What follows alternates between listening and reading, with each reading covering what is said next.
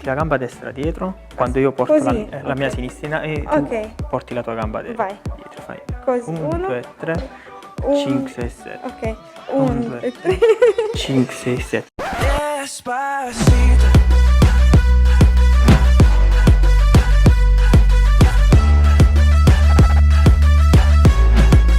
Despacito.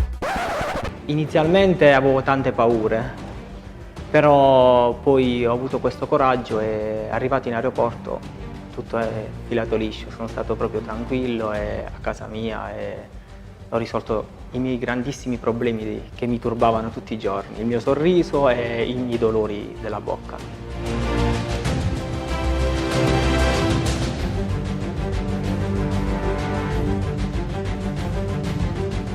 E dopo tante cure, infatti anche se sono giovane, mi hanno rovinato alla fine perché con tante cure sbagliavano, andavo da un altro dentista, mi ritrovava con i problemi, però difendeva gli altri colleghi e quindi mi ritrovavo sempre a rovinare di più la mia bocca e arrivare a fare questo lavoro che ho fatto qui. E l'ho risolto solamente grazie a voi.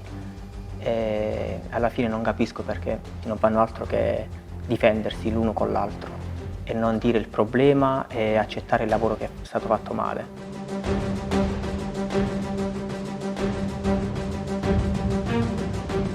Praticamente a me mi hanno curato con mi facevano questi preventivi, curano e ti ritrovi comunque sempre col problema in bocca, pagando e non avere, senza risultati.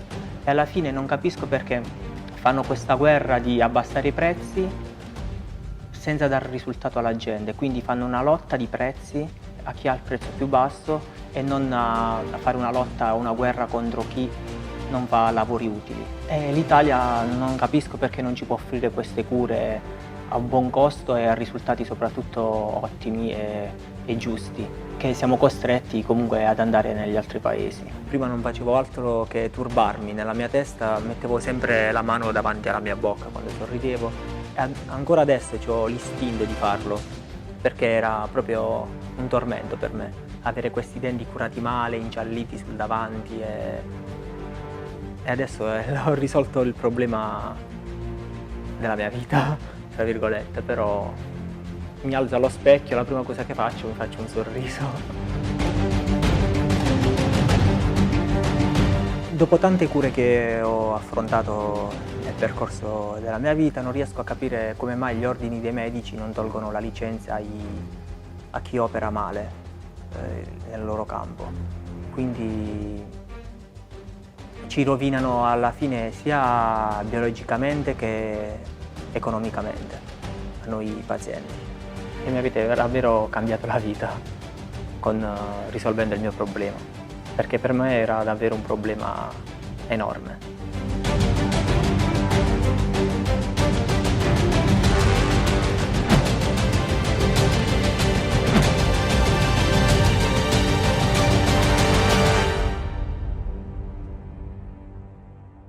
Non vigilare sulla qualità dei professionisti, delle terapie erogate o delle prestazioni che vengono erogate non solo da medici e dentisti, ma anche da altri professionisti che si trovano in altri settori, ha un costo veramente alto.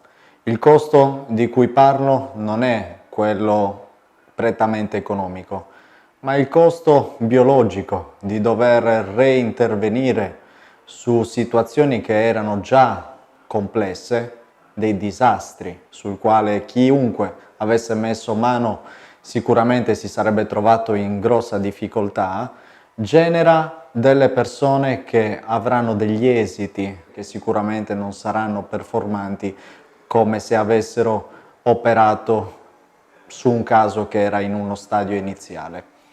La prevenzione è quello che manca in molti paesi europei. Parlo di prevenzione a livello di cosa pubblica, di problemi pubblici, parlo di prevenzione in ambito sanitario, parlo di prevenzione per esempio del crimine oppure delle emergenze. Perché si arriva alle emergenze? Si arriva perché chi deve vigilare non c'è. oppure chi deve vigilare c'è, ma chiude un occhio, delle volte anche due occhi, perché nelle emergenze si può lucrare di più, delle volte. Nelle emergenze possono essere utilizzate delle tesi che fanno leva sul dolore, oppure sulla scarsità di tempo, oppure sulla impossibilità a poter mangiare. Occorre vigilare sulla qualità di chi eroga prestazioni sanitarie come prestazioni di altro tipo. Quando io apro il computer ogni giorno ricevo almeno 10 radiografie di persone che non possono permettersi le cure nel proprio paese a causa dei costi elevati. Vedo lastre dove ci sono impianti dentali uniti con radici naturali. Questo non rientra nei protocolli internazionali.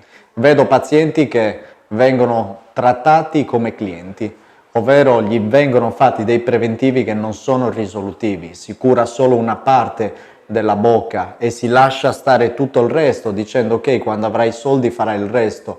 La bocca non si può curare a pezzi, non si può pensare di mettere lo smalto sopra le unghie di un piede che sta andando in cancrena. Così si sta solo facendo i propri interessi e non quelli del paziente. Come io vedo queste lastre, sicuramente molti altri professionisti hanno visto queste lastre.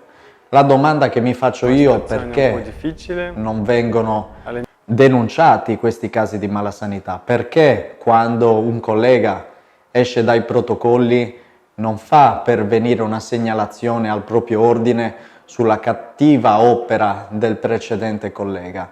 Fare questo è un grande senso di responsabilità da parte di tutta la classe medica. Fare questo significa proteggere la propria professione e fare questo significa buttare fuori dagli ordini gli sparachiodi oppure i terroristi che vanno a operare terapie che non sono necessarie o che vanno fatte in tempi diversi. L'imperizia non può essere nascosta. Chi vende trattamenti non necessari deve essere radiato dall'albo perché sta derubando un paziente e sta danneggiando biologicamente una persona. Vanno a fare talk show su quelli che sono i prezzi bassi. Chi fa i prezzi bassi vanno contro chi cerca di abbassare i prezzi con delle politiche aziendali, ma non vanno invece a combattere chi opera fuori dai protocolli. Per me è una cosa molto più grave, perché non è una questione di verificare se una persona sta dentro a degli standard di prezzo, ma è una questione di verificare se le persone stanno dentro agli standard di qualità.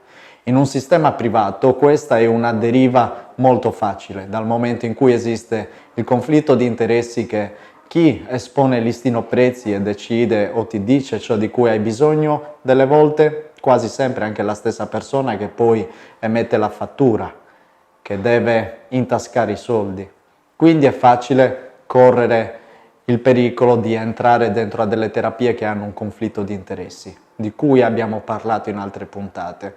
A me sembra quasi un cartello, ovvero stare qui a difendere i nostri tariffari oppure stare qui a difendere la buona condotta, la buona qualità.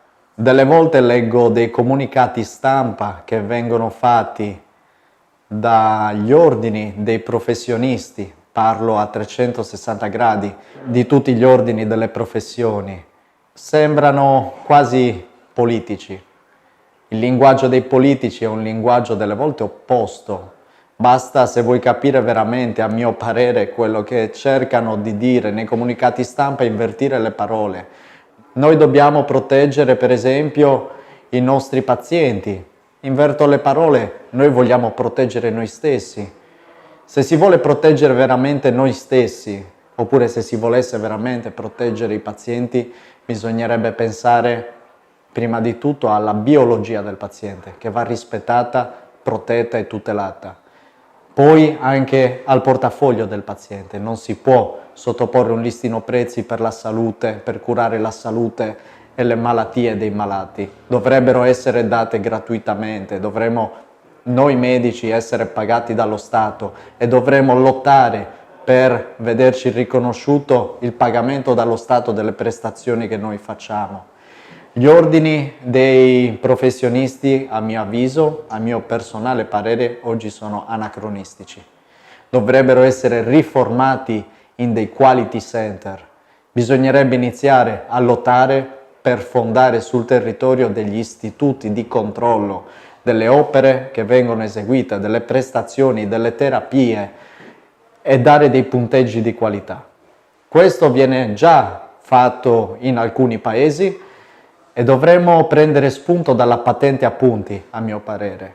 Se tu operi male, ti tolgo dei punti. Finiti quei punti, ti rimuovo la licenza.